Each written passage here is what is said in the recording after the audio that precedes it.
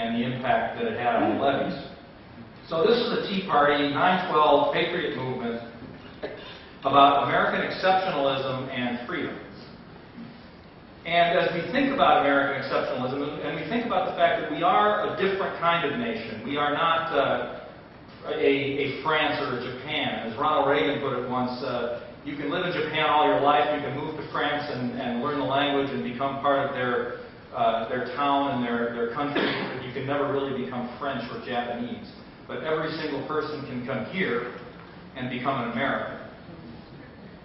And yet we look out into the future, and we look out at our Congress today, and we see things like the health bill, we see things like the TARP bailout, we see things like auto bailouts, General Motors being run by President Obama and his crew. And we ask ourselves, how did we get here? And we got here because, in my opinion, of America's public education system.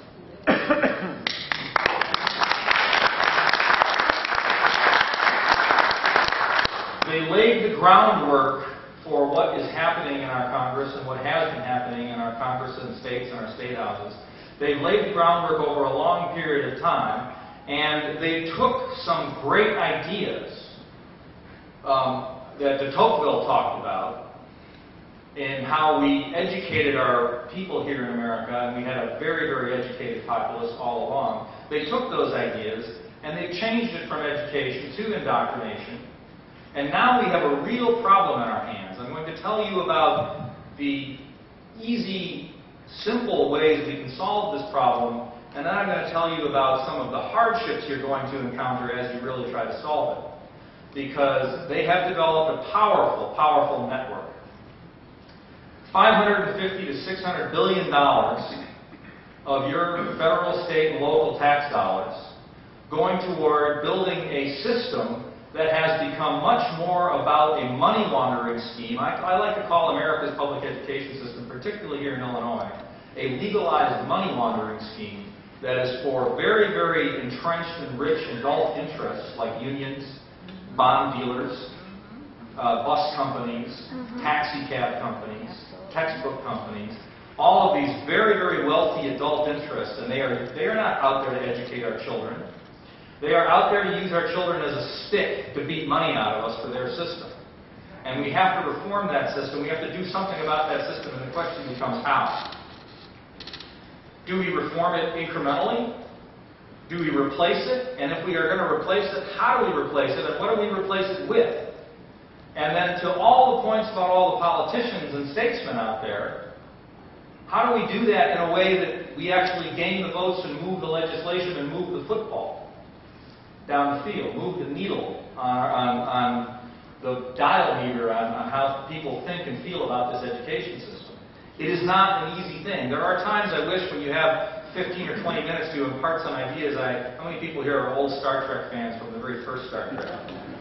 How many wish I could just do a very quick Vulcan mind meld and then we could dog that Q&A? I can't. I wish I could, so I'm going to go very fast. I'm going to try and give you some data points. And I'm also going to ask you that you use all the organizations that you know about. And I would invite you to go to Heartland's website at heartland.org and sign up and find out, because we will do everything we can to give you as much information as you need to go out and to your neighbors and your friends and your relatives and win this issue. First thing is that we have to have a clear idea of what we want. And I can't go into all of the details about charter schools and charter legislation, and I can't go into all the details about school choice and school choice legislation, other than to tell you that the way we fix this system is we have to transition it. We have to write the proper legislation and the proper code, and we need to transition it from a system that funds buildings, bureaucracies, unions, and districts, and we have to transition it to a system that cares about administrators and contracts and how much teachers make, and we have to transition it from that bureaucracy-based system to a child-based system where the money follows the child. How much money should follow the child? Almost all of it, maybe 99%. Have a little bit of a system out there to measure things or do some things, but the money should follow the child. You stick $6,000, $7,000, $10,000 in the child's backpack, and you say that money goes to the school of the parent's choice.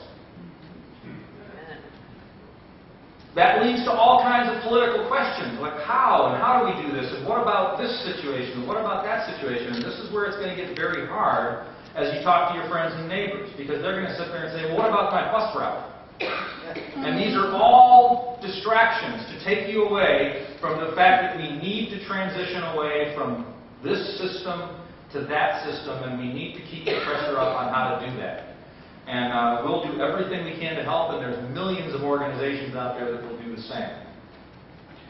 Before starting at the Heartland Institute, I worked on a political campaign for Adam Andrzejewski. I was his policy director. Before that, I was promoting the yes vote on the Illinois Constitutional Convention vote, one of the 2 conservatives in the state to do so.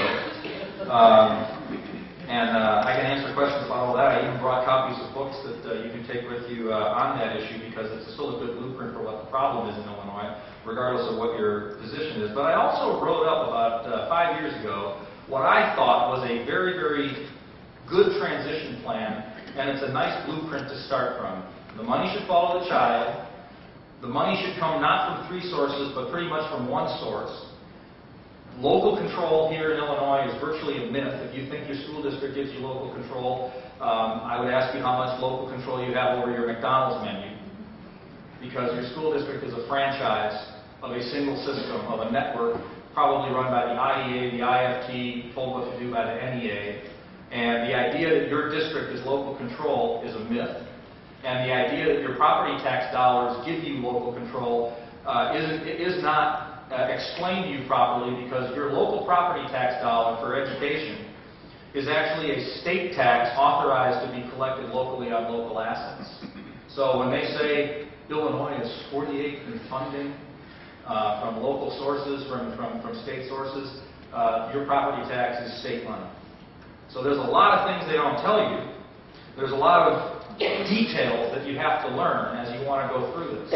But you'll always be on safe ground. If your goal is to persuade your friends, relatives, neighbors, and your politicians to vote your way, you're always on safe ground when you say we should be funding children and not bureaucracies.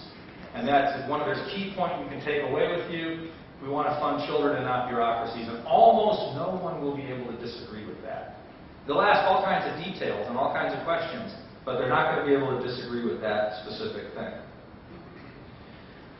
And that's what I'd like to give you a couple of thoughts on here. Again, I could go through all kinds of details about specific education reforms, and there's a zillion ways to talk about it in details.